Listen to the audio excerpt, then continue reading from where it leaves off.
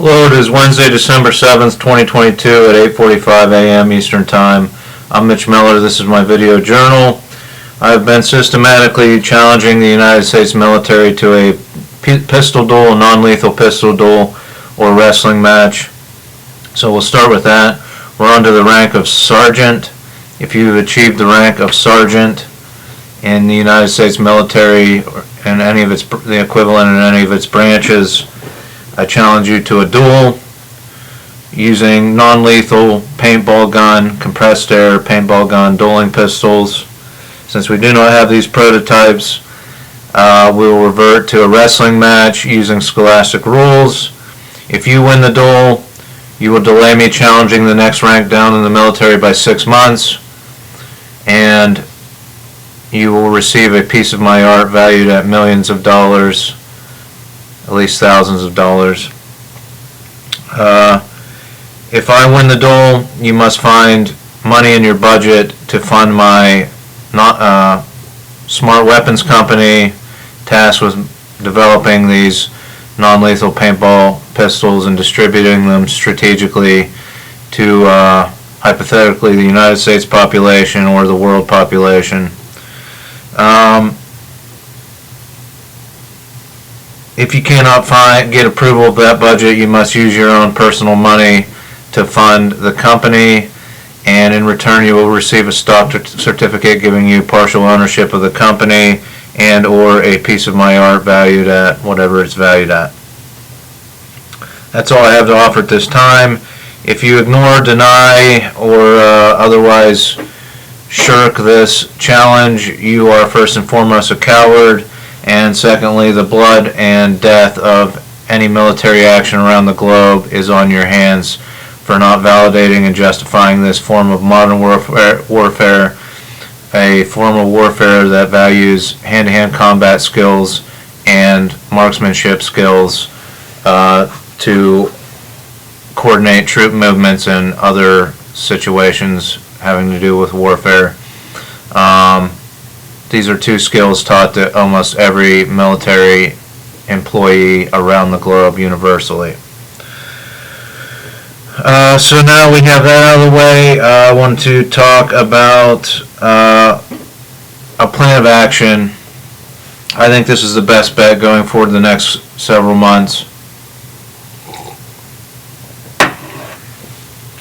What I'm looking for is one intelligence agent assigned to me, one NSA agent probably, someone skilled with hacking all types of different devices and electronics, and what we want to do, what I think we should do is buy a piece of land in Confluence, Pennsylvania, near mile marker 70 in Confluence.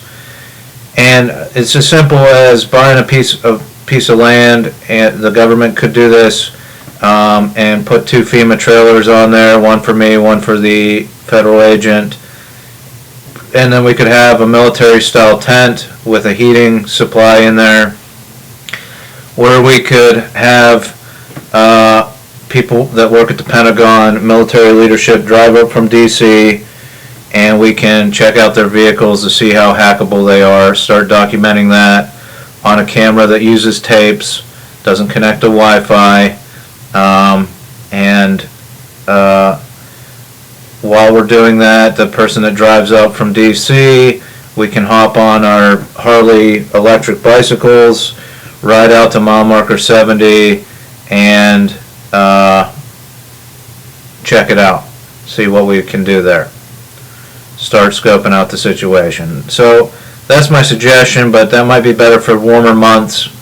But it could be as simple as that. I could man a post through the week in Confluence, Pennsylvania with an NSA agent, and we could start figuring out how hackable these vehicles are and things like that.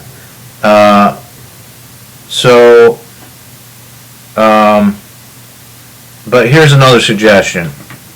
My parents are leaving for 3 months.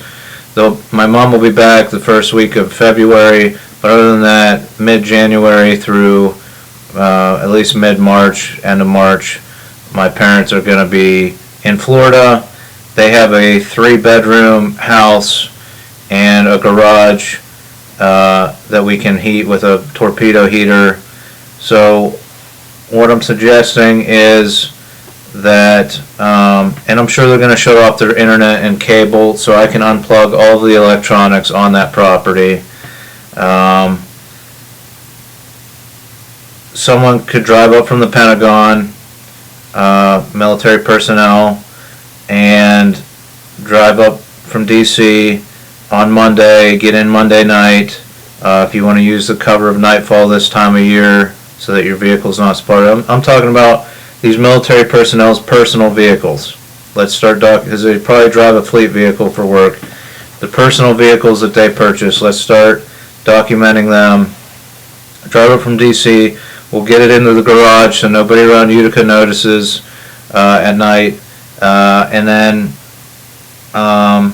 they make a small donation to cover my parents' electric and gas since they weren't planning on heating it and stuff for the winter. That's all it's going to cost us. We have the NSA agent assigned to me. Tuesday morning, we'll take my 2003 Toyota Matrix. I'll remove all the decals off the back of it, and we'll drive that down to Ohiopyle, and me and the person that drove up from DC, in the meantime, the NSA agent will be running through a series of tests that we've developed to see how hackable that vehicle is all day Tuesday out in the garage.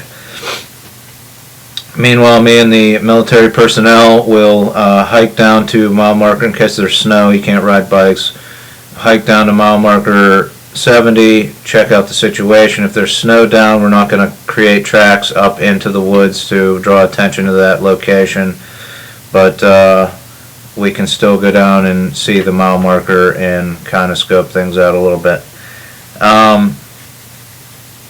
We can drive to Confluence, drive around, look at properties, pieces of land for sale there, scope out Confluence, and start to work on possibly purchasing a property there in my name or in their name, or however we want to do it, to put these FEMA trailers in this tent on.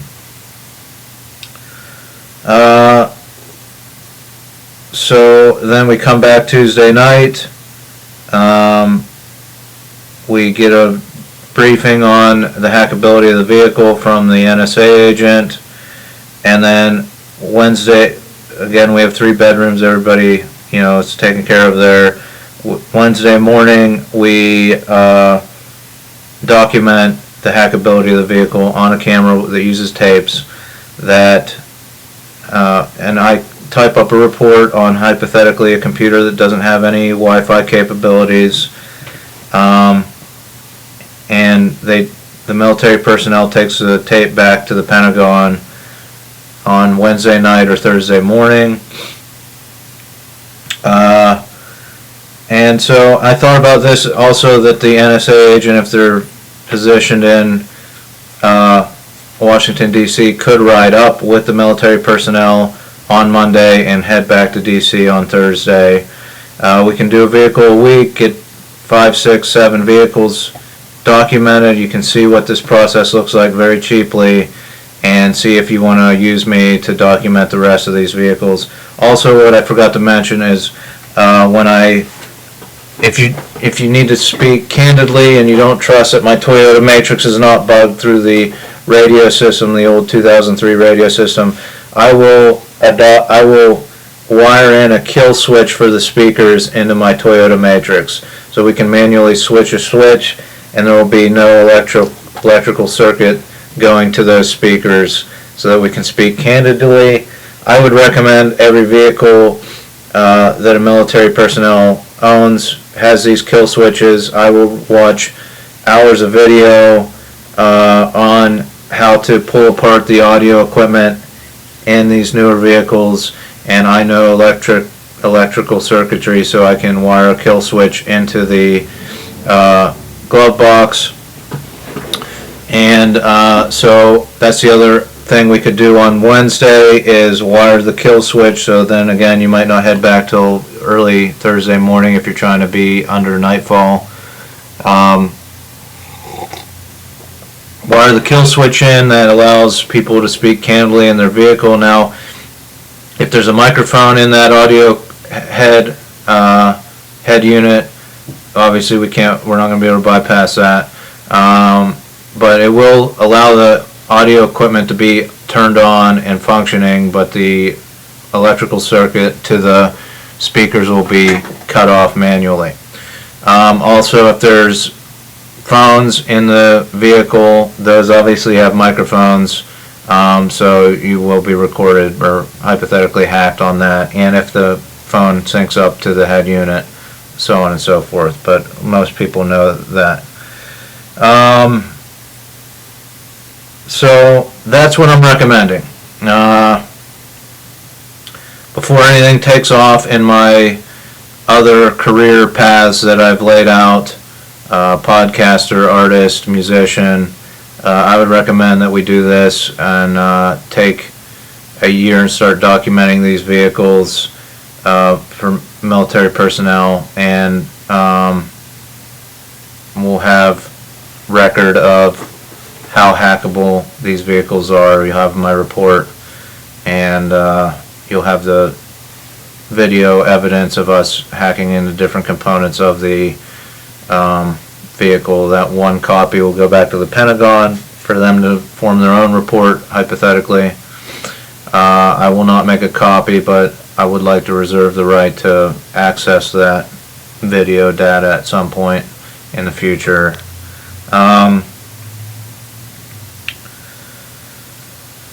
So I'll be done challenging every rank of the military by January 11th, it looks like. January 11th would be private with no insignia. It seems redundant to do private with insignia and private with no insignia, two forms of private, but we'll probably do it. We're just not going to give private, no insignia, a week to respond, since I've received no responses. So January 11th,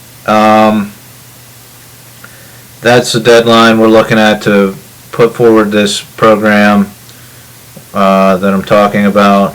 After that, we'll open it up to any nation that wants to fund this program, buy property in Confluence, do the thing at my parents' house, so on and so forth. So that's, now I'm assuming, because I'm challenging ranks of the military, that the military is taking this video and holding on to it and probably not allowing it to be distributed to many people, or strategically distributing it.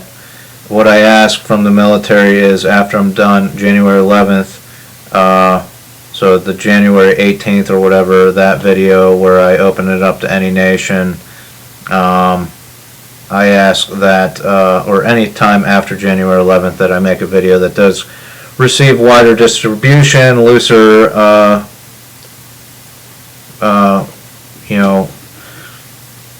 a looser distribution, so that other nations can step up and do this, because I'm sure other nations want to know how hackable these vehicles are.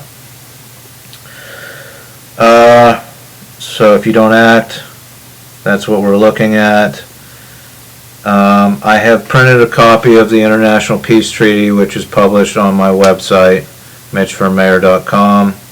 I printed that so that my dad could read it. He's the only one that's read it on paper.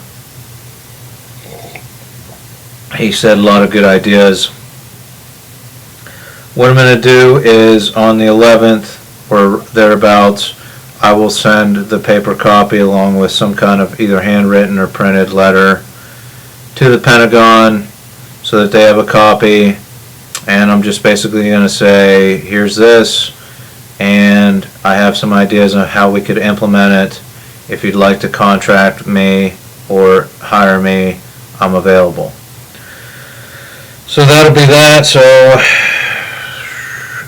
I don't know what else I can do. I've sent stuff to the Pentagon before, and they probably thought I was a lunatic, and they'll probably think the same with this International Peace Treaty, but it's worth a shot. So that's what I'm suggesting.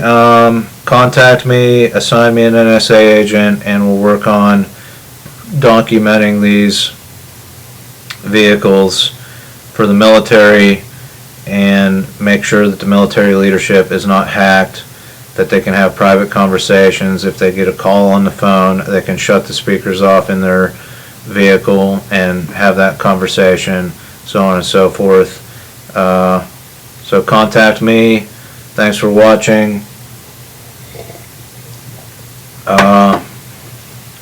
Like I said, I'll work for free. If you want to hire me, if you want to contract me, if you just want to make a donation for gas and electric, if you want to buy my art to supplement my income, any of these options are fine with me. Again, I receive disability payments, so I'll work for that $12,000 a year, because I believe it's something that needs to be done.